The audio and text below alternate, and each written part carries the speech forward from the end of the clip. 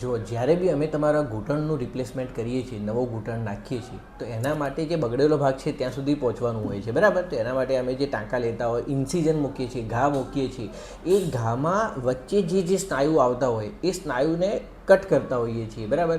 અને હવે એનું એક લેટેસ્ટ ટેકનોલોજી પણ નીકળી છે જેને સબવાસ્ટસ એપ્રોચ કહેવાય છે, કે એમાં અમે એ જે મસલ કટ કરવાની જરૂર હોતી નથી, એને જસ્ટ એ બંને મસલની વચ્ચેને સાઈડમાં કરી દઈએ છીએ, બંને મસલને, અને પછી તમારા હાડકા સુધી પહોંચી જઈએ છીએ. અને પછી એમાં અમે આખો સાંધો બદલ્યા પછી જ્યારે એને ફરીથી પોઝિશનમાં કરીએ એટલે એના ટાંકા લઈ લેતા હોઈએ છીએ, બરાબર. તો એના કારણે તમને શું ફાયદો થાય કે કોઈ બી મસલ આપણે કટ કર્યું હોય, એ કટ કર્યા પછી એને જોડાવામાં જેટલો ટાઈમ લાગે એ આપણો ટાઈમ બચી જતો હોય છે, બરાબર.